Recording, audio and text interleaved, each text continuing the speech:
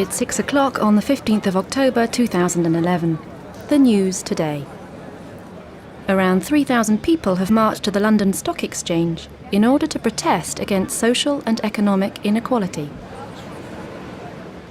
The police have prevented these demonstrators from setting up a camp in the area, but a lot of them say they will be relocating to St Paul's Cathedral in the next few hours. It's 2 o'clock on the 17th of October 2011. The Occupy London encampment now numbers 150 tents and several temporary shelters. Spokespeople for Occupy London say their actions are necessary, and they will be occupying St Paul's for as long as it takes. They say they will be providing a forum for anyone who wants to know more about the movement and its aims. They are going to hold lectures and seminars to discuss the need for social, economic and political reform. It's 12 o'clock on the 21st of October 2011. The Dean of St Paul's says the famous cathedral is closing this evening due to the protest, and he hopes the protesters will have left by the end of the month so it can reopen. However, protesters continue to arrive, and the area is now overflowing with people and tents. Protesters say they won't leave because the camp is legal and can easily coexist with the cathedral. But can the movement and its ideals survive? We interviewed some of the protesters to find out why they are protesting and what they hope they will achieve.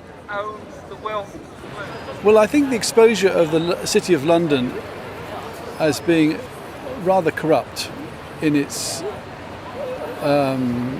management. It always has been, but the public is now getting to know it for the first time, really. So, I hope the whole thing will change. And what needs to change is, we invented capitalism in 1776 with Adam Smith and the Wealth of Nations, and he always said that it needed government regulation.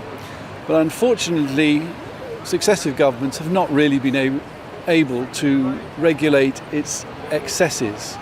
I ask the same question: what will come of this space, this action in this community? I've made films and I sort of put them out and I sort of think, are they going to make a difference? And you never know who's going to be watching or how they're going to be influenced. And I think that's the thing that you've got to try, and you've got to make an attempt at doing this. And, you know, to coin a phrase from a great film, just do it. I thought, see it as a point in history, and I was concerned for the young people, and I was hoping that after the 2 weeks that they've been here, they would have had a plan by now. I see no aim, and I see no progress, and I see no proper process. I see just good-hearted intentions to have a platform to voice their own concerns. In my view, there won't be anything. No, it will go down as a moment in history when there was a bright spark and somebody said, let's make a stand. This, I think, will just, the cold weather will come. The police, in the end, won't tolerate it. The status quo will say, that poor, the little dears, they've had this, they get up and go, because from what I can see, they haven't got a plan, and that will be their undoing. Well, you always go into these things expecting it not to work, because they rarely do, but it has worked. Hopefully, if it goes on for long enough, who knows, real reform, real accountability, transparency, end of investment banking as we know it, please, pretty please. It's 9 o'clock on the 28th of February 2012.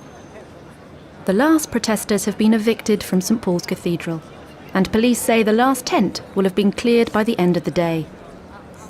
Many protesters say they will be continuing their work from other areas of the city, and that the voices of the Occupy movement won't be silenced for a long time to come.